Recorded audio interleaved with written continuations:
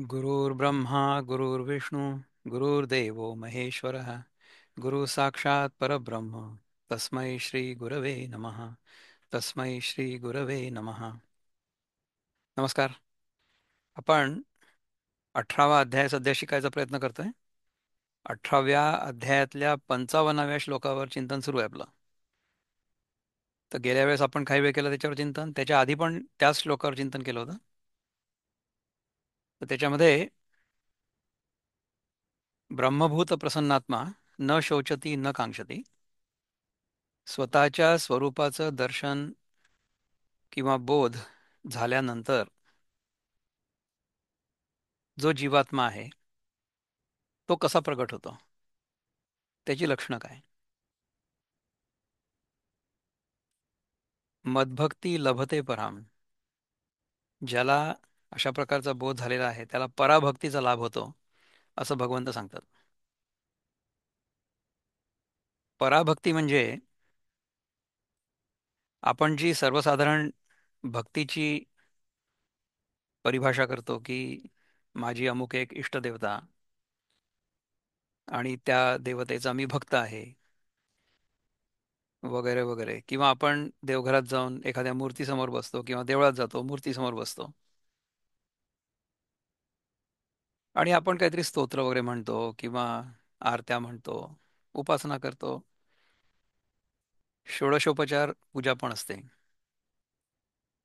आपण देवाला आरती दाखवतो, नैवेद्य दाखवतो, पंचामृतानी आंघोळ वगैरे करतो वगैरे, अशा प्रकारच्या अनेक गोष्टी आपण करतो आणि ह्याला भक्ती असं आपण नाव देतो.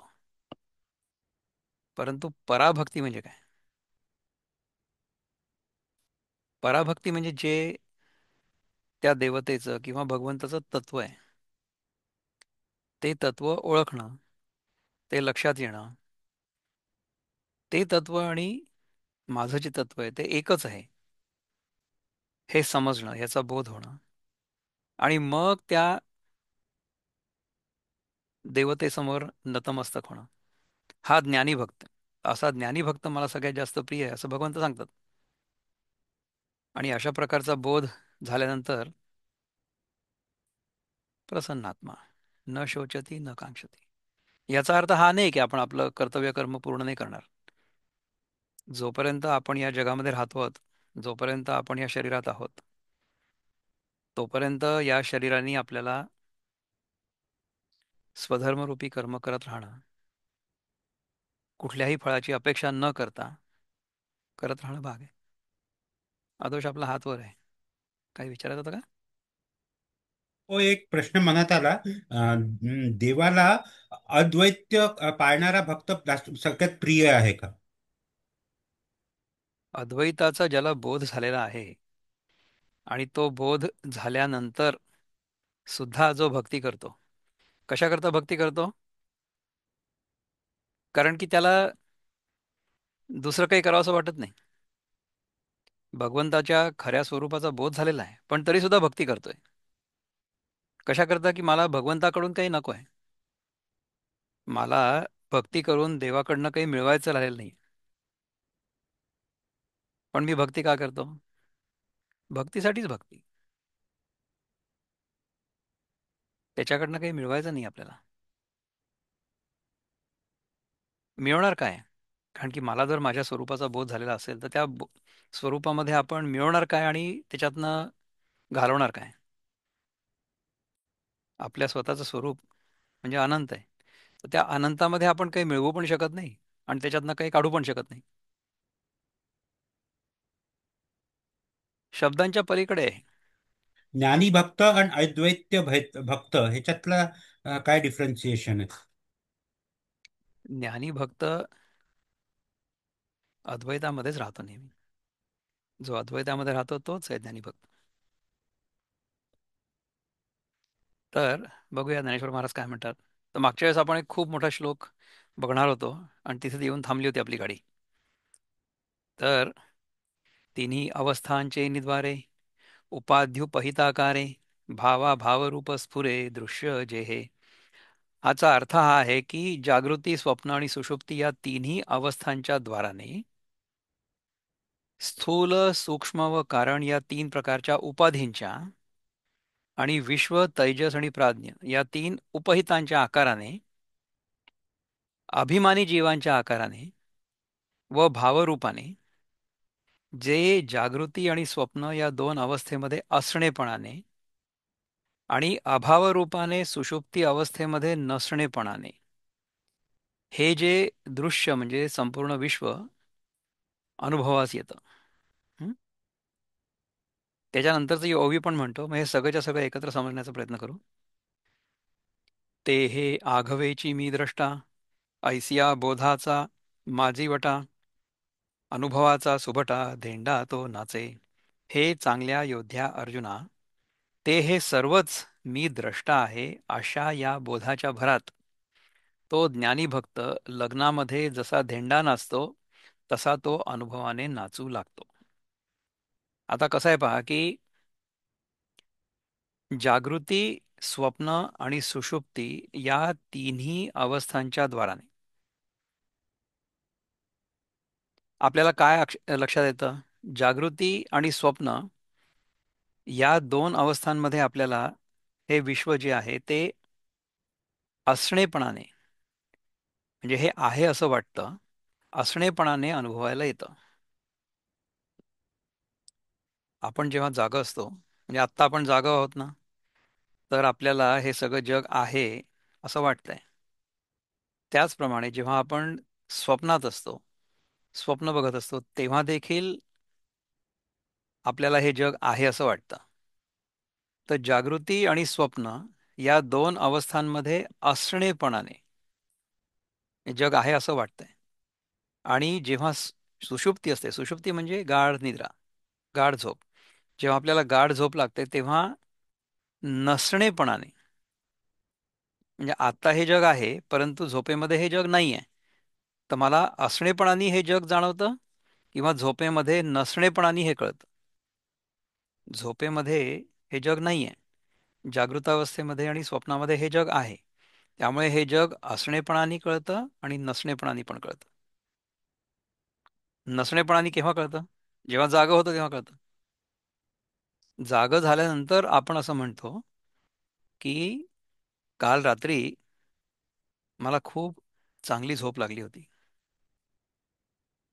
परंतु मध्ये मध्ये मला स्वप्न पडली. तर हा जो जागा आहे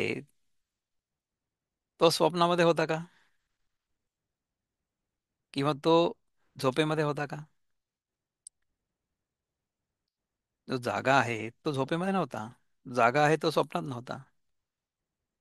परंतु जागा झाल्यानंतर तो सांगतोय की मी काल रात्री चांगला झोपलो होतो पण मध्ये मध्ये मला स्वप्न पडली. तर हे सांगणारा कोण असू शकतो? तर हे जो सांगणारा आहे तो या तिन्ही अवस्थांचा साक्षी असला पाहिजे. तर या तिन्ही अवस्थांचा जो साक्षी आहे तो खरा मी आहे. तो सांगू शकतो की मला काल रात्री चांगली झोप लागली होती, परंतु मध्ये मध्ये स्वप्न पडली, है ना? तर ह्या तिन्ही अवस्थांचा जो साक्षी आहे तो म्हणू शकतो की मला जागृतावस्थेमध्ये आणि स्वप्नावस्थेमध्ये जग दिसलं, निद्रावस्थेमध्ये मला जग दिसलं नाही. तर ह्या असणेपणाने आणि नसणेपणाने, ह्या जागृती, स्वप्न आणि सुषुप्ती या तिन्ही अवस्थांच्या द्वारे आणि स्थूल, सूक्ष्म आणि कारण या तीन प्रकारच्या उपाधींच्या, तर जागृतावस्थेमध्ये आपल्याला आपला हा जो देह आहे ना, हा स्थूल रूपाने जाणवतो. म्हणजे हा देह म्हणजे एक वस्तू आहे असं जाणवतं ना. हा स्थूल देह आहे. स्थूल म्हणजे इंग्रजीमध्ये त्याला म्हणतात ग्रोस. आपण नाही का कधी बघितलं असेल की ग्रोस वेट, अशा प्रकारचं आपण एक बघितलं असेल वजन, ग्रोस वेट. समजा एखाद्या ट्रकचं वजन करायचं असेल तर त्या ट्रकचं ग्रोस वेट म्हणजे ट्रक सहित सामानाचं वजन, ग्रोस वेट. त्या प्रकारे हा ग्रोस देह म्हणजे ग्रोस बॉडी, ही ग्रोस बॉडी म्हणजे हा स्थूल देह. हा स्थूल देह आपल्याला जागृतावस्थेमध्ये जाणवतो. आता स्वप्नामध्ये काय जाणवतं? स्वप्नामध्ये जो सूक्ष्म देह आहे तो जाणवतो. कारण की स्वप्नामध्ये सगळंच्या सगळं आपल्या मनात, आपल्या अंतःकरणात सुरू असतं ना. ते आपल्याला आपल्या चर्मचक्षूंनी, म्हणजे ह्या चामड्याच्या डोळ्यांनी नाही दिसत. कारण की चामड्याचे डोळे तर बंद असतात. तर मग स्वप्नामध्ये काय दिसतं? स्वप्नामध्ये जे काही दिसतं ते सगळंच्या सगळं आपल्या मनात असतं. म्हणजे स्वप्नामध्येच मी बघणारा आणि मी बघत असलेलं जग, ह्या दोन्ही गोष्टी स्वप्नामध्ये आपणच असतो. आपलं मनच असतं. आपल्या मनामध्येच ते मन ते खेळ तयार करतं, की मी एक बघणारा आणि मी बघत असलेलं जग. तर अशा प्रकारे जी सृष्टी आपण स्वप्नामध्ये बघतो तिला सूक्ष्म सृष्टी म्हणतात. हे स्थूल सृष्टी म्हणजे ही बाहेरची सृष्टी जी आता आपल्याला जागृत अवस्थेमध्ये अनुभवायला येते. नंतर सूक्ष्म, आणि ते झाल्यानंतर आपण जेव्हा झोपतो पूर्णपणे गाढ निद्रेमध्ये, तेव्हा ते सगळंच्या सगळं नाहीच होतं. जे जागृत अवस्थेमध्ये आपल्याला जे दिसते ते आणि स्वप्नावस्थेमध्ये आपल्याला जे अनुभवायला येतं ते, त्या दोन्ही गोष्टी नाहीशा होतात. केव्हा? आपण जेव्हा झोपतो तेव्हा. परंतु झोपेतून उठल्यानंतर पुन्हा तेच दिसायला लागतं ना. तर स्वप्नावस्थेमध्ये जे दिसतं आणि जे झोपेमध्ये कम्प्लिटली नाहीसं होतं, ते जागं झाल्यानंतर पुन्हा स्थूल रूपाने दिसायला लागतं. याचा अर्थ काय आहे, की जेव्हा आपण झोपेत असतो तेव्हा ते सगळंच्या सगळं बीज रूपाने बंद झालेलं असतं. बीजरूपाने ते सगळं बंद झालेलं असतं आणि नंतर ते पुन्हा उघडतं. तर ही जी आपली अवस्था आहे ना, स्थूल, सूक्ष्म आणि कारण, जी कारण अवस्था आहे त्यातून पुन्हा स्थूल आणि सूक्ष्म तयार होतात. म्हणजे काय होतं, की आपल्या अनुभवामध्ये येणारं हे जग जे आहे ना, त्याचा जागृतावस्थेमध्ये, स्वप्नावस्थेमध्ये विस्तार होतो. आणि मग निद्रेमध्ये पुन्हा ते स्वतःमध्येच आत्मे चाललं जातं, है ना.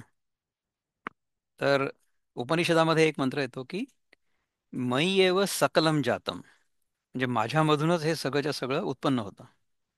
मयी सर्वम प्रतिष्ठितम, म्हणजे माझ्यामध्येच हे सर्व प्रतिष्ठित राहतं, म्हणजे राहतं. इट एक्झिस्ट इन मी. आणि मग शेवटी मयी सर्वम लयम याती, माझ्यामध्ये सर्व लय पावतं. तद ब्रह्माद्वयमस्म्यहम, तत् ब्रह्म अद्वय अस्मी अहम. ते जे ब्रह्म आहे, अद्वय आहे, ज्याच्यामध्ये दोन नाहीच आहेत, ते मीच आहे. माझ्यामध्येच ह्या सगळ्या अवस्था येतात आणि जातात, असं भासतं, असं वाटतं. मला जर माझ्या खऱ्या स्वरूपाची ओळख झालेली असेल, माझं खरं स्वरूप काय आहे हे मला कळलेलं असेल, तर मला हे लक्षात येईल की याच्यामध्येच ही सगळी उत्पत्ती, स्थिती आणि लय होतात, असं वाटतं. प्रत्यक्षात काहीच घडत नाही. आपल्या स्वतःच्या जाणीवेच्या स्तरावर. कारण की ती जी जाणीव आहे ना, ती जाणीव फक्त एकच सत्य आहे. बाकीच्या सगळ्याच्या सगळ्या गोष्टी ज्या आहेत त्या त्या जाणीवेला जाणवतात. हे खरं तर कळायला थोडंसं कठीण आहे, परंतु सत्य हेच आहे. मग आपल्याला जे हे जग दिसतं सगळं बाहेर, ते काय खोटं आहे का? काल जसं होतं तसंच आजही आहे ना. आहे, हे व्यावहारिक सत्य आहे. व्यवहारामध्ये हे सत्य आहे. तर या व्यावहारिक जगामध्ये राहण्याचे नियम आहेत. त्या नियमांना आपण धर्मशास्त्र म्हणतो. त्याच्यामध्ये जर आपण व्यवस्थित राहावं असं आपल्याला वाटत असेल म्हणजे काय, वाटतंच. आपणही व्यवस्थित राहायला पाहिजे, आपल्याला व्यवस्थित राहता आलं पाहिजे, इतरांनी सगळ्यांनी व्यवस्थित राहायला पाहिजे. त्यांना सगळ्यांना सुद्धा आपल्यामुळे त्रास नको व्हायला आणि त्यांच्यामुळे आपल्याला त्रास नको व्हायला. तर व्यावहारिक जगामध्ये राहण्यासाठी आपल्याला धर्मानुसार राहणं शक्य आहे. या शक्य आहे म्हणण्यापेक्षा राहणं आवश्यक आहे. आणि जर सगळ्यांनी समजून घेतलं धर्माप्रमाणे राहणं काय आहे, तर सर्वांना धर्माप्रमाणे राहणं शक्य पण आहे. आणि तसं राहायला पण पाहिजे, आदोष, आपला हात पुन्हा एकदा वर आहे. तर माझी अल्पबुद्धी मला एवढं सांगते की हिंदू धर्माचं जे कोर टेनेट आहे, ते आहे की truth is eternal. Okay. Truth. तर ह्याच्यावर तुमचं काय मत आहे? ट्रूथ इज एटर्नल असं मला अल्पबुद्धी मला सांगते की हा हिंदू धर्माचा एक पाया आहे. हा, दॅट ट्रूथ यू आर. आपल्याला जर ते सत्य आपल्यापेक्षा वेगळं आहे असं वाटत असेल, तर ते आपल्याला कधीच सापडणार नाही. ते सत्य मीच आहे हे जर मला कळलं, तर मग मला ते लक्षात येईल. त्याच्यासाठी आपण प्रयत्न करत राहू. ज्ञानेश्वर महाराज काय म्हणतात बघूया. स्थूल, सूक्ष्म आणि कारण या तीन प्रकारच्या उपाधींच्या आणि विश्व, तैजस व प्राज्ञ या तीन उपहितांच्या आकाराने. आता उपाधी आणि उपहित म्हणजे काय, आपण हे समजून घेऊ. उपाधी म्हणजे सुपर इम्पोजिशन, आणि उपहित म्हणजे ज्याच्यावर सुपर इम्पोजिशन होत आहे ते. ठीक आहे. तर उपहित is the basis or the original thing on which उपाधी is superimposed. म्हणजे कसं आहे की समजा, माझ्याजवळ आता इथे उदाहरण द्यायसाठी म्हणून नाही, समजा माझ्याकडे तुम्ही विचार करा की पाण्याचा एक काचेचा पेला आहे असं समजा. त्या पाण्याचा काचेचा पेला आपण जर बघितलं तर तो पारदर्शक आहे, ट्रान्सपेरंट आहे. परंतु तोच पाण्याचा पेला समजा मी माझ्या या शर्ट समोर ठेवला, तर तो हिरवा आहे असं दिसेल, कारण की शर्ट हिरवा आहे. तर पाणी हे झालं उपहित, आणि त्याच्यावर हा हिरवा रंग, या शर्टचा रंग जो आहे, ती झाली उपाधी. आणि त्या उपाधीमुळे ते उपहित उपाधीसारखं झालेलं आहे असं दिसतं. लक्षात आलं का? एखाद्या गोष्टीवर समजा आपण एखादी गोष्ट सुपर इम्पोज केली, तर आपल्याला असं वाटतं की जे सुपर इम्पोजिशन आहे तेच खरं आहे. आपल्या डोळ्यावर समजा आपण एक निळ्या रंगाचा चष्मा लावला, तर आपल्याला सगळं जग निळं दिसेल. तर आपण काय म्हणू की सगळं जग निळं आहे. तसं नाही आहे. त्या जगावर त्या निळ्या रंगाच्या चष्म्याची आपण उपाधी चढवली, म्हणून ते सगळं जग निळं दिसायला लागलं. लक्षात येते? तर त्यामुळे त्याच्यामध्ये हे उपहित जे आहे ना, ते विश्व, तैजस आणि प्राज्ञ असं जे सांगितलेलं आहे. विश्व म्हणजे हे सगळं, विश्व म्हणजे द जग. ठीक आहे. ते आपल्याला कधी दिसतं? आपण जेव्हा जागं असतो तेव्हा दिसतं. तर जागेपणाची उपाधी जर असली तर आपल्याला विश्व दिसेल. जागेपणाचा चष्मा आपल्या डोळ्यावर जेव्हा असेल, तेव्हा आपल्याला जे सत्य आहे, जे परब्रह्म आहे, ते जग आहे असं दिसेल. So it is actually divine, it is actually ब्रह्म. जे अंतिम सत्य आहे ते आपल्याला जागेपणी जग आहे असं दिसतं. It appears as the world when we are awake. आणि आपण जेव्हा स्वप्नात असतो, तेव्हा तेच आपल्याला तैजस म्हणून दिसतं. तर स्वप्नसृष्टी जी आहे, आपल्या व्यतिरिक्त आपल्याला जी दिसते तिला आपण तैजस म्हणतो. आणि निद्रावस्थेमध्ये हे सगळंच्या सगळं बीजरूपाने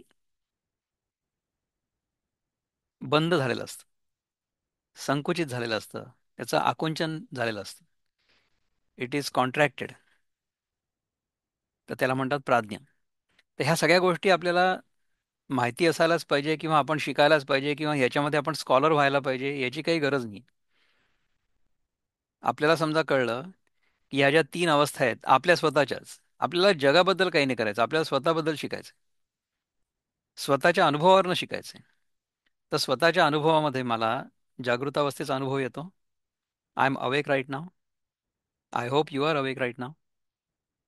आपण जागे आहोत ह्याचा अनुभव सगळ्यांना येतो ना. जागेपणाचा अनुभव येतो, स्वप्नाचा अनुभव येतो, आणि झोपेचाही अनुभव येतो. तर या तीन अनुभवांच्या आधारानेच आपल्याला हे शिकता येणं शक्य आहे. आपल्याला विश्व, तैजस आणि प्राज्ञ ह्या सगळ्या गोष्टी समजून घ्यायची काही गरज नाही. तर ह्याच्यामुळे आपल्याला या तीन अवस्थांमुळे या तीन प्रकारचं जग दिसतं. तर त्याच्यामुळे हे चांगल्या योद्ध्या अर्जुना, ते हे सर्वच मी द्रष्टा आहे या बोधाच्या भरात तो ज्ञानी भक्त लग्नामध्ये जसा धेंडा नाचतो तसा तो अनुभवाने नाचू लागतो. त्याला हे कळतं की हा जो सगळा विस्तार मी बघतोय ह्या जगाचा, हा सगळा माझ्यापासूनच निर्माण होतो. माझ्यापासून निर्माण होतं म्हणजे काय, की मी जर नसलो तर मला हे अनुभवायला येत नाही. त्यामुळे हे माझ्यापेक्षा वेगळं असू शकत नाही. असा जर बोध झाला तर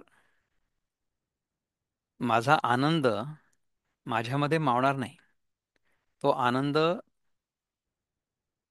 जसं दूध उतू जातं ना, आपण दूध तापवतो शेगडीवर किंवा गॅसवर आणि ते उतू जातं, तसा आनंद उतू जातो.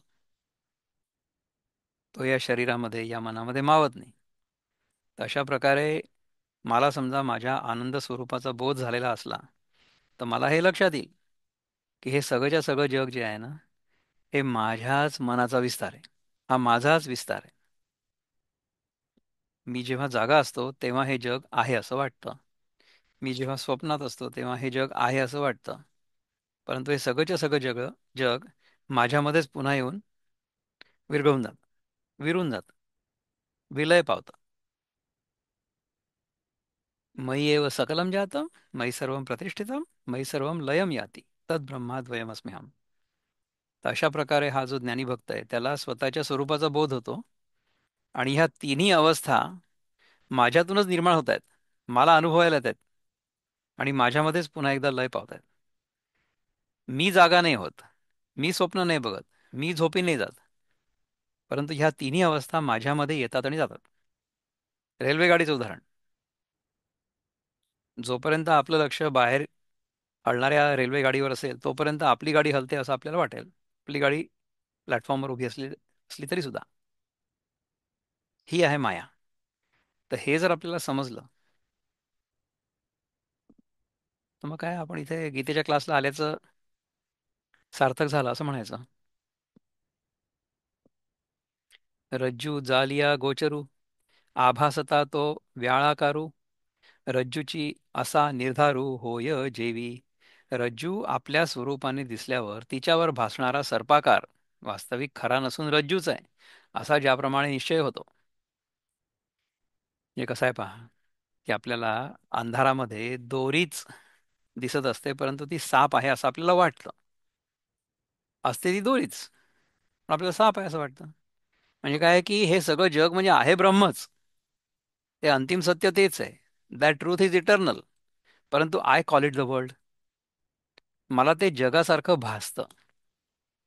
का? कारण की मला बरोबर दिसत नाहीये. जेव्हा अंधार असतो अर्धवट तेव्हा दोरी सापासारखी वाटते. परवा मी खरा खरा साप बघितला पण, बरं का. मी इथे फिरायला गेलो होतो. मला इथे एक साप दिसला, चांगला मोठा होता. म्हणजे एक 5-6 फूट असेल आणि चांगला मोठा जाड होता, 1-1.5 इंच. आठवते का स्नेहाताई? हं? हो. स्नेहाताईंनी पण बघितला त्या दिवशी. तर तो खरा खरा साप होता बरं. त्याला ती दोरी आहे असं वाटून समजा मी ती धरायचा प्रयत्न केला असता तो मला चावला असता. हा विषारी होता तो साप, बाय द वे. मी घरी आल्यानंतर बघितलं की तो साप विषारी होता की बिनविषारी होता. असं लक्षात आलं की तो विषारी होता. तर त्या सापाला आपण हात लावायची काही गरज नाही, तो सापच होता, दोरी नव्हती. उदाहरण ह्याच्यासाठी दिलं जातं हे, की दोरी असून ती आपल्याला सापासारखी वाटते. म्हणजे काय की हे सगळंच्या सगळं जग जे आहे ना, हे आहे ब्रह्मस्वरूप. परंतु ते जग आहे असं मी मानतो. असं जोपर्यंत आपण मानू ना तोपर्यंत आपल्याला ह्या जगातून काहीतरी मिळवावंसं वाटेल. मला जगापासून काहीतरी हवंय असं वाटत राहील. देश काल वस्तू व्यक्ती परिस्थिती ह्या सगळ्यांपासून मी काहीतरी मिळवायचा प्रयत्न करेन. काय मिळवायचा प्रयत्न करीन? सुख मिळवायचा प्रयत्न करीन. आणि काय करीन? दुःख घालवण्याचा प्रयत्न करीन. म्हणजे जी वस्तू मला सुखदायी वाटते, सुखाचं साधन वाटते, ती वस्तू मी जमा करण्याचा प्रयत्न करीन. आणि जी वस्तू मला दुःखदायी वाटते ती वस्तू मी घालवून द्यायचा प्रयत्न करेन. मला गोड खायला आवडतं म्हणून मी गोड खाईन. मला कडू खायला आवडत नाही म्हणून मी ते टाळीन. तर अशा प्रकारे आपण जगामध्ये वस्तूंचा उपभोग घेतो किंवा वस्तूंना टाळतो. आणि त्याची मोजपट्टी काय आहे? मोजपट्टी ही आहे की इंद्रियांना सुखाचा अनुभव होतो किंवा नाही. तर जर इंद्रियांना सुखाचा अनुभव होत असेल तर मग ती गोष्ट मी सहजपणे करतो. परंतु हुशारी कशात आहे? हे कळणं की कुठल्या वस्तूचा किती उपयोग करायचा किंवा किती उपभोग घ्यायचा. उपभोग तर घ्यायलाच नको. आपण जर उपभोग घेण्यासाठी जगाचा वापर केला तर आपल्याला खूप लवकर दुःखाचा अनुभव येईल. खूप लवकर. आपण जर जगातल्या वस्तूंचा उपयोग आपल्या आवश्यकतेपुरता केला तर त्या वस्तूंशी संपर्क होत असताना सुखाचा अनुभव अवश्य होईल. परंतु त्याच्यामध्ये आपण अडकणार नाही. उपभोग जर घेतला तर आपण त्याच्यामध्ये अडकू. म्हणजे काय आहे की मला जर गोड आवडतंय तर मी जर खूप गोडच गोड खात राहिलो तर मला केव्हा ना केव्हा तरी डायबिटीस वगैरे होईल. गोड खायला पाहिजे. म्हणजे आपलं जे रोजचं अन्न आहे ते मधुर रसाने युक्त असायला पाहिजे. परंतु त्याच्यामध्ये आपण जर अडकलो, त्याच्यामध्ये जर आपण आसक्त झालो, तर मग आपल्याला दुःखाचा अनुभव होईल.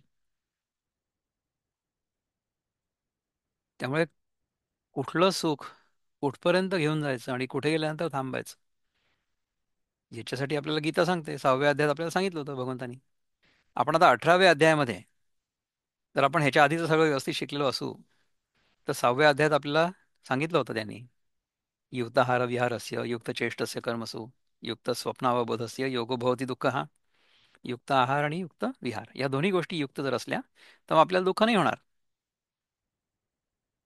ते जर युक्त नसलं तर मात्र दुःख झाल्याशिवाय राहणार नाही. हा निसर्गाचा नियम आहे. देवाने सांगितलं म्हणून असं होतं असं नाही. आपण अनुभव घेऊन बघितलेलाच आहे. सगळ्यांना अनुभव आलेला आहे की समजा एखादी गोष्ट आपल्याला सुखदायी वाटत असली तर तिचा जर आपण अतिरेक केला तर तीच वस्तू दुःखदायी होते. त्याला आपण काही नाही करू शकत. हा निसर्गाचा नियम. हा कळणं आणि हे पाळणं हे फार महत्वाचं आहे.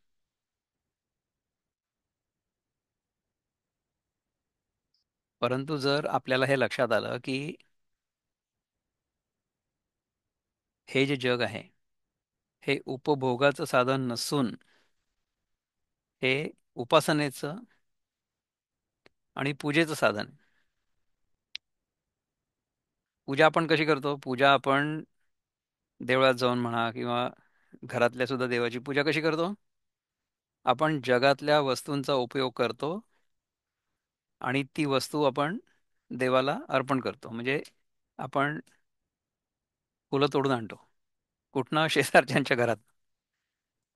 आणि त्या फुलांनी देवाची पूजा करतो. हं? आणि आपण म्हणतो की देवा, मी तुझी एवढी पूजा केली तर तू मला काहीतरी दे. अशा प्रकारची आपली पूजा असते. म्हणजे आपण काय करतो की जगातल्या वस्तूंना एक आपल्या वस्तू नसल्या तरी सुद्धा आपण एक आता काय म्हणू की देवाच्या समोर दिलेली एखादी चिरमिरी, की देवा मी तुला हे सगळं देतोय किंवा मी तुला ही सगळी पूजा करतोय पण त्याच्या बदल्यात तू मला काहीतरी दे. म्हणजे काय की देवाला आपण साधन बनवलं आणि देवाकडनं आपण जगातल्या वस्तू मागितल्या की मला हे दे, मला ते दे, मला ते दे. आपल्याला करायचं हे आहे की जगातल्या वस्तूंना साधन बनवून भगवंताला साध्य बनवायचं आहे. की आपण आपल्या प्रयत्नांनी प्रामाणिकपणाने ज्या काही वस्तू अर्जित करू त्या वस्तू आपण श्रद्धापूर्वक देवाला अर्पण करू. कशा करता? त्याच्याकडनं मला काही नको आहे, परंतु मी जे काही करतोय ते मी तुला अर्पण करतोय निष्काम भावनेने. असं करणं गरजेचं आहे. असं आपण करत नाही. आपल्याला एक्झॅक्टली उलटं करायचं असतं. कारण की आपण जगाला सुखाचं साधन मानलं, म्हणून आपल्याला जगातल्या गोष्टी हव्या हव्याशा वाटतात. तर हे सर्वसाधारण लोकांचं होतं. परंतु जो योगी आहे त्याचं ते नाही होत. जो ज्ञानी आहे, जो ज्ञानी भक्त आहे, त्याचं तसं नाही होत. भक्तांचे सुद्धा चार प्रकार आपण बघितले ना: आर्त, अर्थार्थी, जिज्ञासू आणि ज्ञानी. हे चार भक्तांचे प्रकार होते. त्यातला ज्ञानी जो आहे तो भगवंताला सगळ्यात जास्त प्रिय आहे, कारण की त्याला स्वतःचं आणि भगवंताचं स्वरूप कळलेलं आहे. अशा प्रकारे समजा आपण जगाला ते नेमकं काय आहे हे जर समजलो, म्हणजे काय, तो साप नाही आहे, ती दोरीच आहे. ते उपभोगाचं साधन नसून ते भगवंताचं प्रकटीकरण आहे. त्यामुळे मी त्याच्यातनं काही स्वतःसाठी घेणार नाही. जेवढ्या वस्तू लागतील आवश्यकतेपुरत्या, तेवढ्या त्या वस्तूंचा मी उपयोग करीन, उपभोग नाही घेणार. अशा प्रकारे आपण जर वागलो या जगामध्ये तर फार बरं होईल. भांगारा परते काही, लेणे गुंजही भरी नाही. हे आटुनिया ठाई कीजे जैसे. अलंकार हा सोन्यापलीकडे गुंजभर देखील नाही. हे जसं दागिना आटून पक्क करावा. अलंकार म्हणजे दागिना. अलंकार समजा आपण आटवला, म्हणजे दागिना आटवला, तर काय उरेल? सोनं उरेल. तर आटवलं जेव्हा नव्हतं, जेव्हा तो दागिना होता, तेव्हा ते काय होतं? तेव्हा सोनंच होतं.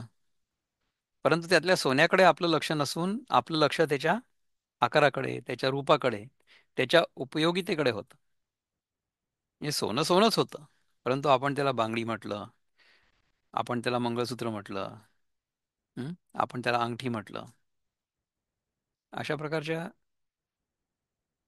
गोष्टींची नावं आपण त्याला दिली. तर हे सगळं जे जग आहे ना, ह्याला आपण वेगळी नावं देतो. ही व्यवहारासाठी ठीक आहे, परंतु वस्तू एकच आहे. वस्तू काय आहे? वस्तू ब्रह्म आहे. तुम्ही समजा केमिस्ट्रीच्या, रसायनशास्त्राच्या दृष्टिकोनाने बघितलं, तर तुम्हाला ह्या जगामध्ये फक्त तीन वस्तू दिसतील. एक आहे इलेक्ट्रॉन्स, दुसरा आहे प्रोटॉन्स आणि तिसरा आहे neutrons. Positively charge particles, negatively charge particles आणि न्यूट्रल पार्टिकल्स. तर ह्या तीन प्रकारच्या गोष्टी जेव्हा एकत्र येतात, ज्या प्रकारे आणि ज्या संख्येने, त्यानुसार कुठलीही वस्तू आपल्याला वेगळी वेगळी दिसते. Things appear to be different, आणि त्यांचे गुणधर्म पण वेगळे असतात. परंतु जी मूलभूत वस्तू आहे ती एकच. त्याचप्रमाणे हे जग जे आहे ना, हे नाम, रूप आणि व्यवहार याच्यामध्ये वेगळं वेगळं आहे. परंतु त्याचा जो पाया आहे, त्याचा जो बेसिस आहे, त्याचं जे अधिष्ठान आहे, ते एकच आहे. ते काय आहे? ब्रह्म आहे. ते अंतिम सत्य आहे. That truth is eternal. It appears to be different depending upon how it is arranged, असं आहे. अलंकार हा सोन्यापलीकडे गुंजभर देखील नाही. हे जसं दागिना आटून पक्क करावं. उदका येका परते, तरंग नाहीची हे निरुते. जाणोनी तया आकाराते, न घेपे जेवी. पाण्यात एक लाट येत असल्यास तरंगांची अस्तित्व नसलेली ही स्थिती एक निरुत्तता दर्शवते. त्यामुळे त्या आकारातून जे काही मिळवलं जातं ते घेऊ नये. पाण्यात एक लाट येत असल्यास तरंगांची अस्तित्व नसलेली ही स्थिती एक निरुत्तता दर्शवते. त्यामुळे त्या आकारातून जे काही मिळवलं जातं ते घेऊ नये. याच्या पलीकडचं पाहू काय, म्हणजे ह्याचा अर्थ कदाचित आपल्याला जास्त क्लिअर होईल. नाही, याच्या पलीकडे वेगळा विषय. त्यामुळे हेच आपण समजून घ्यायचा प्रयत्न करू की पाण्यात एक लाट येत असल्यास तरंगांची अस्तित्व नसलेली ही स्थिती एक निरुत्तता दर्शवते. त्यामुळे त्या आकारातून जे काही मिळवलं जातं ते घेऊ नये. म्हणजे कसं आहे की समजा लाट नसली, म्हणजे त्याच्यावर काही आकार नसला, अगदी संथ असलं पाणी, तर ते पाणीच आहे. त्याच्यावर जेव्हा लाट येते, त्याच्यावर जेव्हा आकार येतो, तेव्हा ते पाणी तर पाणीच राहतं, परंतु आपण त्याला लाट म्हणतो.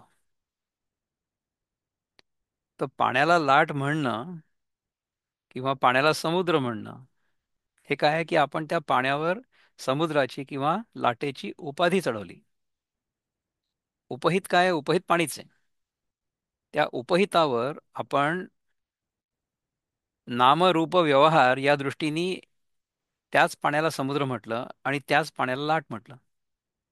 कारण की नाम, रूप आणि व्यवहार ह्या तीन गोष्टी बदलल्या म्हणून. तर अशा प्रकारे उपाधीमुळे एकच गोष्ट वेगळी वेगळी दिसते. आदोष, आपला हात पुन्हा एकदा वर आहे. हे तुम्ही आत्ता सांगितलं ते इंग्लिशमध्ये त्याच्यावर इंडियन फिलॉसॉफी म्हणते, mind is like an ocean and thoughts are like waves. Okay, ठीक आहे. थँक्यू. त्याच्या पलीकडे बघूया की ज्ञानेश्वर महाराज काय म्हणतात.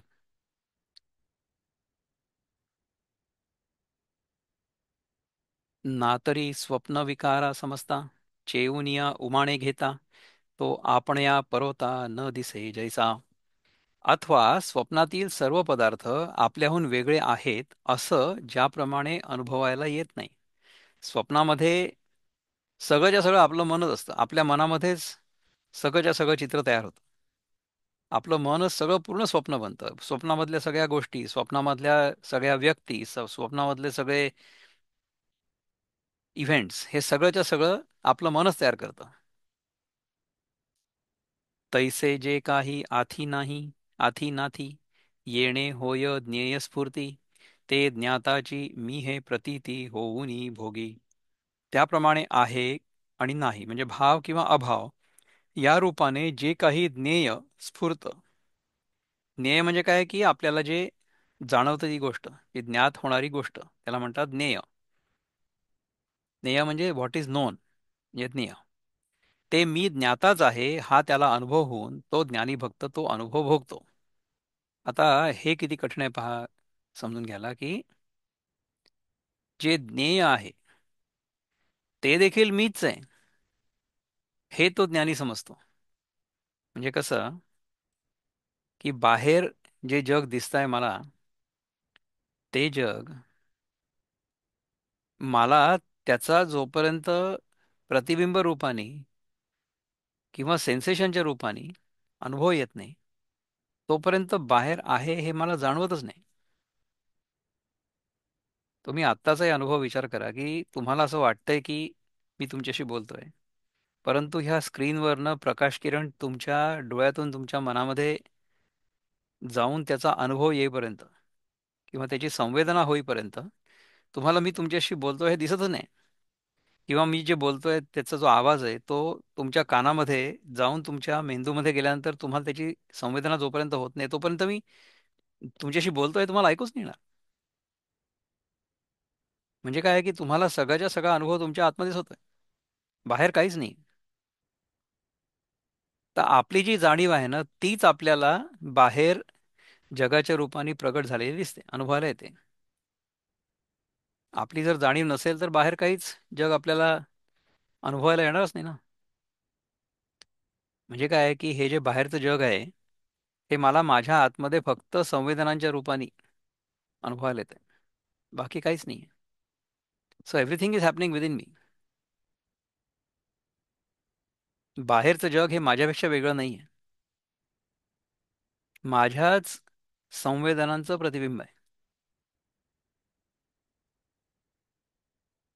थोडा कठीण आहे विषय कळायला, परंतु तेच सत्य आहे की जोपर्यंत बाहेरचं जग मला अनुभवायला येत नाही संवेदनांच्या रूपाने, तोपर्यंत बाहेरचं जग आहे हे मला कळतच नाही. मग बाहेरचं जग खरं की माझ्या मनातली संवेदना खरी? जोपर्यंत मला ती संवेदना येत नाही मनात, तोपर्यंत बाहेरच्या जगाचा अनुभव मला येत नाही. सगळंच्या सगळं जग जे आहे हे माझ्यातूनच निर्माण होतं. हे सगळं माझ्या आतच आहे, हे माझ्यापेक्षा वेगळं नाही आहे, हे सगळं मीच आहे, हा अनुभव. त्याप्रमाणे आहे नाही म्हणजे भाव आणि अभाव या रूपाने जे काही ज्ञेय स्फुरतं ते ज्ञाता, ते मी ज्ञाताच आहे हा त्याला अनुभव येऊन तो ज्ञानी भक्त तो अनुभव भोगतो. जाणे अजू मी अजरू, अक्षयो मी अक्षरू, अपूर्वो मी अपारू, आनंदो मी. तो असं जाणतो की मी जन्मरहित आहे, मी वृद्धपण रहित आहे, मी नाशरहित आहे, मी न गळणार आहे, मी अपूर्व म्हणजे विलक्षण आहे, मी अपार म्हणजे अमर्याद आहे, आणि मी आनंद आहे. अचळू मी अच्युतू, अनंतू मी अद्वैतू, आद्यू मी अव्यक्तू, व्यक्तू ही मी. मी न ढळणार आहे, मी अच्युत म्हणजे आपल्या स्थानापासून भ्रष्ट न होणार आहे, मी अंतरहित आहे, मी द्वैतरहित आहे, मी सर्वांच्या आरंभीचा आहे, निराकार आहे, आणि साकारही मीच आहे. सगळंच्या सगळं मीच आहे. माझ्यातूनच हे सगळं जग निर्माण होतं. ईश मी ईश्वरू, अनादि मी अमरू, अभय मी आधारू, आधेय मी. नियम्य मी आहे, नियामकही मीच आहे. म्हणजे ज्याचं नियमन होतं ते देखील मीच आहे. नियम्य म्हणजे ज्याचं नियमन होतं. नियम्य म्हणजे रेग्युलेटेड, आणि नियामक म्हणजे रेग्युलेटर. तो रेग्युलेटेड आणि रेग्युलेटर मीच आहे. मी आरंभरहित आहे, मी अमर आहे, मी भयरहित आहे, मी सर्वांचा आश्रय आहे, आणि आश्रितही मीच आहे. स्वामी मी सदोदितू, सहजू मी सततू, सर्व मी सर्वगतू, सर्वातीतू मी. मी स्वामी आणि निरंतर असणार आहे, आणि स्वतः सिद्ध आणि अखंड आहे. मी सर्व आहे, मी सर्वव्यापी आहे, मी सर्वांच्या पलीकडला आहे. नवा मी पुराणू, शून्य मी संपूर्ण, स्थूल मी अणू, जे काही ते मी. मी नवा आणि जुना आहे, मी शून्य आहे आणि मी संपूर्ण आहे. जे काही मोठं आहे आणि जे काही सूक्ष्म आहे ते सगळं मीच आहे. अक्रियो मी एको, असंगो मी अशोकू, व्यापो मी व्यापकू, पुरुषोत्तमो मी.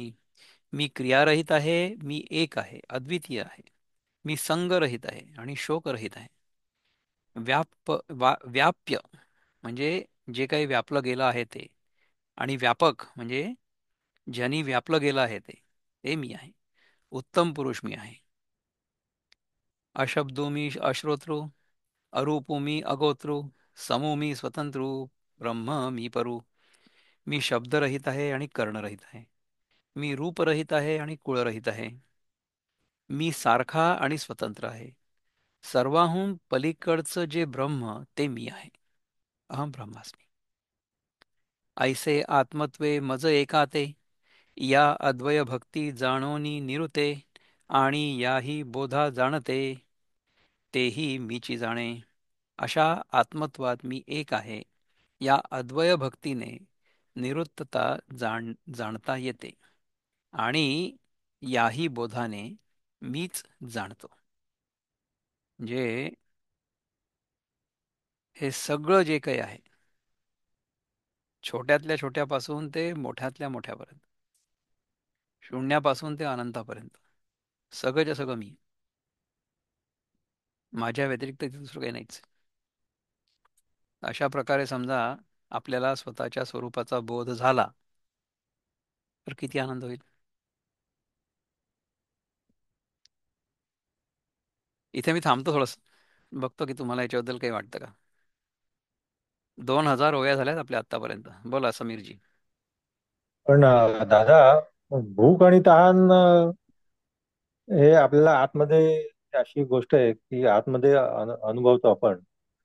पण बाहेरच्या वस्तूनीच ते तुम्ही हे करू शकता ना ते. हो, ते काय बरोबर आहे ना. आतल्या आत आपण, तुम्ही काय पोळी भाजी खा, पोळी भाजी खा, किंवा दही भात आमटी भात खा, किंवा दूध आणि बिस्किट खा, चहा बिस्किट खा, कॉफी वेफर्स खा, किंवा डोसा इडली, हे खाल्ल्याशिवाय तुम्हाला तुम्ही ते मिटवू नाही शकत. बरोबर आहे. एक्झॅक्टली. पण ती गोष्ट आहे की वाटतं आतमध्ये, पण बाहेरच्या द्वैताच्या काय म्हणतात ते, द्वैताने पुरवलं तरच ते काय म्हणतात ते निघून जातं तेव्हा संपतं. खरंय. तर द्वैतामध्ये आणि ते असताना उगवावं लागतं त्याला त्याला मग ते खत, आणि मग ते पुन्हा मार्केट इकॉनॉमी, पुन्हा ते सगळं आलंच मग. आपण इच्छा केली की टुंग करणं ते भोपळा बरोबर आहे. प्रकट होत नाही. आपल्याला द्वैतामध्ये राहण्याशिवाय गत्यंतर तर नाहीये. जोपर्यंत आपलं हे शरीर आहे, जोपर्यंत या शरीराच्या आवश्यकता आहेत, मूलभूत गरजा आहेत, तोपर्यंत आपल्याला द्वैतामध्ये राहणं आणि या शरीराच्या गरजा पूर्ण करणं भाग आहे. पण मग म्हणून मग ते ऋषीमुनी ते जंगलात जायचे आणि ते काय म्हणतात ते वन आश्रम, वनाश्रम काय आयुष्य जगायचे. आणि मग ते ब्रह्म त्यांना मिळवायचं, ब्रह्मज्ञान मिळू मिळू शकत होते हा. आणि मग ते प्रकट करू शकत होते. पण मग आम्ही कसं ते मग ते ज्ञान मिळवणार ना? आम्हाला मग ते तपश्चर्या करावी लागेल, 10,000 वर्ष, 1000 वर्ष. आम्ही कसल्या डोंबल तपश्चर्या करतोय? खरंय. बोला नैनाताई. बरोबर. नैनाताईंना ह्याच्याबद्दल काहीतरी बोलायचंय, बोला. पुन्हा we are back to Amul ice cream ना नाही, मग. बरोबर आहे. मला काय म्हणायचंय की द्वैतात राहायचंच आहे आपल्याला. हा. सगळं तर आपल्याला फॉलो करायचंच आहे. आपल्याला जगायचंय. सो ही जे आपण आता शिकतोय हे थेरिऑटिकल आहे असं समजायला लागलं.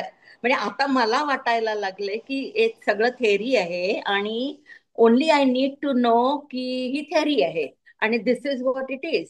पण मी द्वैतात आहे, मला जगायचंय, मला सगळं करायचंय. ओनली आय लर्न टीज की कर्म चांगली करा, अपेक्षा करू नका. हे जे काही आपल्या हातात आहे तेवढंच करा, बट रेस्ट इज थेरिऑटिकल. कारण हे असं एखादा ज्ञानी ते संसारात नसूच शकतात.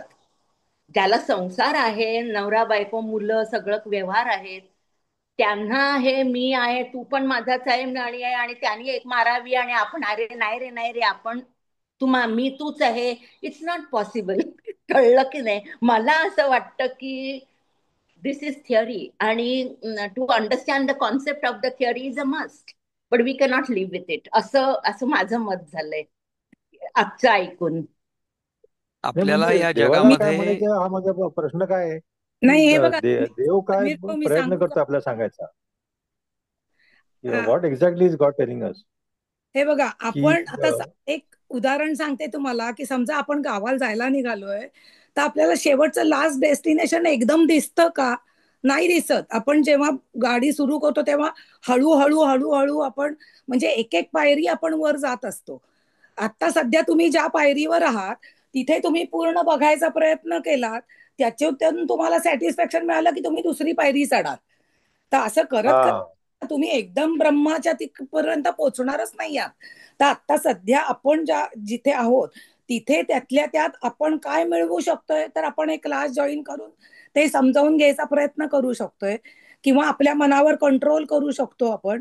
जे काय तुम्हाला काय येस. खायचंय, जे काय तर खायच्या बाबतीत तुम्ही इतकं नाही खायचं, एवढंच खायचं, रोज हे करायचं, हे ते करायचं, रोज 4 वेळा देवाची आठवण करायची. ह्या गोष्टी आपण आत्ता करू शकतो.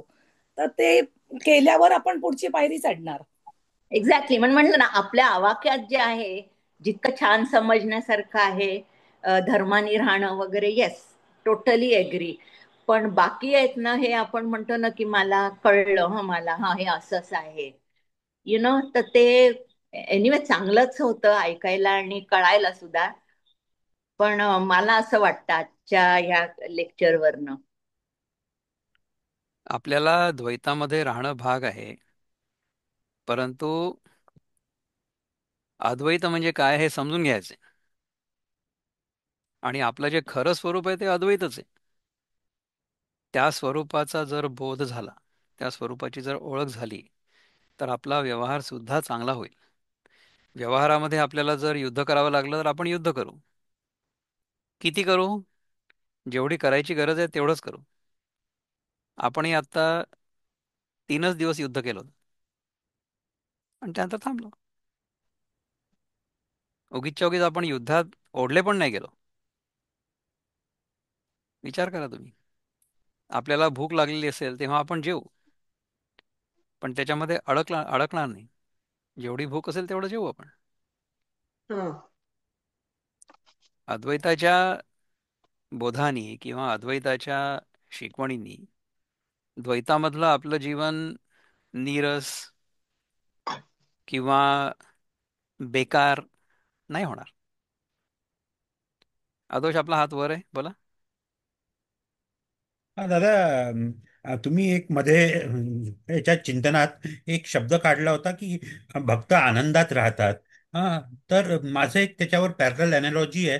मी पाहिलेलं की इस्कॉन मध्ये आपण पाहतो, इस्कॉनचे शिला प्रभुपादांनी चालू केलं त्यांचं, तर यांचे भक्त तुम्ही पाहाल की त्यांना पाहत असाल की ते बिना काही चपला वगैरे घालता नाचत असतात आनंदात.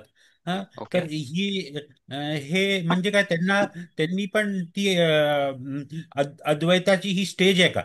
की त्यांनी ती स्टेज पार पार समजून गेले त्या भक्तांना की ही अद्वैत आहे, आपण आनंदात बिना चपलाचं वगैरे नाचू शकतो. हा माझा प्रश्न आहे. इस्कॉनचे जे भक्त आहेत ना, ते अद्वैत पाळत नाहीत. त्यांना अद्वैत पटत नाही. आणि त्यांना काय वाटतं, त्यांना अद्वैताचा अनुभव झालेला आहे किंवा नाही, हे तुम्ही त्यांनाच विचारा.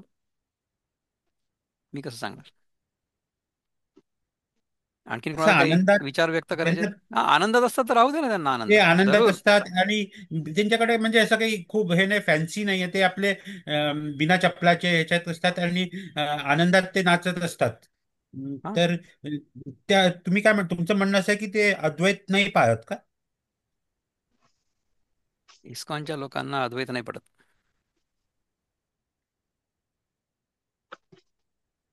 दादा. एनी एनी अदर क्वेश्चन्स और कॉमेंट्स? अस्मिता ताई, बोला. हा, ते माझ्या पण डोक्यात तोच विचार आला तुम्ही म्हणालात तसं, की आपल्याला जर समजलं की अं, ब्रह्मस्वरूप म्हणजे काय हे आहे आणि त्याचा आपण एक आविष्कार आहोत, तर आपल्या रोजच्या जीवनात आपल्या ज्या रिॲक्शन्स होतात एखाद्या प्रसंगामध्ये, त्या वेगळ्या होतात. प्रश्नच नाही. कारण कारण आपल्याला माहित असतं की अम, म्हणजे पटकन अ, राग आला तरी आपल्याला आपण विचार करतो की ह्याच्यावर आपण कसं रिॲक्ट करावं. आणि प्रश्नच नाही. त्याचा मला रोज आता अनुभव येतोय. प्रश्नच नाही. प्रश्नच नाही. आपल्याला अद्वैत म्हणजे आपली स्वतःबद्दलची जाणीव. तुम्ही विचार करा की तुम्हाला जन्मापासून ते आत्तापर्यंत दुसऱ्या कुठल्या गोष्टीचा अनुभव आलेला आहे? दुसऱ्या कुठल्याही गोष्टीचा जो अनुभव आपल्याला येतो ना, तो येतो आणि जातो, कुठल्याही गोष्टीचा. परंतु आपल्या स्वतःच्या जाणीवेचा जो अनुभव आहे, तो कधीच येत नाही आणि कधीच जात नाही. म्हणजे तो नेहमीच असतो. म्हणजे तो अमुक एखाद्या काळापासून किंवा क्षणापासून किंवा वेळेपासून सुरू झाला तो अनुभव, आणि मग नंतर एखाद्या काळामध्ये एखाद्या क्षणामध्ये संपला, असं नाही होत. अनुभव कुठला संपतो? जागेपणाचा अनुभव संपतो. मला तुम्ही कोणी आणून दाखवा इथे की जो कायम जागाच असतो, किंवा आणखीन कोणी आणून दाखवा की जो कायम झोपलेलाच असतो. त्यामुळे जागेपणाचा अनुभव जातो, झोपेचा अनुभव जातो, स्वप्नाचा अनुभव जातो. हे अनुभव येतात आणि जातात. जे येतं आणि जातं ते सत्य नाही असू शकत. जे कधीच जात नाही, जे नेहमीच असतं, ज्याचा ना आदी आहे, ज्याची ना सुरुवात आहे, न ज्याचा अंत आहे, न ज्याचा शेवट आहे, ते सत्य आहे. आणि ते सत्य मी आहे. म्हणजे माझी जी स्वतःबद्दलची जाणीव आहे, ते अंतिम सत्य आहे. बाकी सत्य, बाकी सगळं जे आहे ते येत आहे जात आहे, येत आहे जात आहे, अनित्य आहे. ते त्या जाणीवेमध्ये येत आहे. आणि ती जाणीवच हे सगळं आपल्याला दाखवते. बोला आदोष, गो हेड. एक थोडा कठीण प्रश्न आहे, मनात येतोय की कृष्ण म्हणजे देव झाला आणि तुम्ही म्हणता इस्कॉन अद्वैत नाही मानत, तर because they are worshipping Krishna म्हणून ते अद्वैत नाही आहे का? हा, कृष्ण आपल्यापेक्षा वेगळा आहे असं आपण मानलं म्हणजे दोन झाले ना, मी एक आणि कृष्ण दुसरा. मग कृष्ण एक आणि मी दुसरा असं झाले ना, दोन झाले, दोन मी अद्वैत. अद्वैत म्हणजे मी आणि कृष्ण याच्यामध्ये काही फरक नाही. आता मी आणि कृष्ण याच्यामध्ये फरक नाही आहे का? व्यवहारामध्ये आहे. समजा कृष्ण माझ्या बाजूला येऊन उभा राहिला, तर कृष्ण वेगळा दिसेल आणि मी वेगळा दिसेन देहरूपाने. परंतु कृष्णाची जी जाणीव आहे आणि माझी जी जाणीव आहे, ही जी जाणीव आहे त्या जाणीवेच्या स्तरावर दोन्ही एकच आहेत. तर अद्वैत म्हणजे आपण आपल्या जाणीवेच्या स्तरावर राहणं नेहमी, आणि तिथे राहून जगामध्ये व्यवहार करणं. जगामध्ये तुम्ही व्यवहार करू नका असं कोण सांगतंय? बिलकुल करा. भूक लागली तर जेवा, उपाशी नका राहू, परंतु जेवत नका राहू, जेवत नका बसू. तर जगामध्ये आपण कुठपर्यंत जाऊन एंगेज करू आणि कुठपर्यंत एंगेज राहू, कुठपर्यंत इंडल्ज करू. इंडल्ज तर करायचंच नाहीये. एंगेज सुद्धा जेवढी गरज आहे तेवढंच करायचं, जास्त नाही करायचं. आता इथे थांबू. ओम पूर्णमद पूर्णमिदं पूर्णात् पूर्णमुदच्यते पूर्णस्य पूर्णमादाय पूर्णमेवावशिष्यते. ओम शांती शांती शांती. हरिः ओम श्री गुरुभ्यो नमः. हरिः ओम. नमस्कार.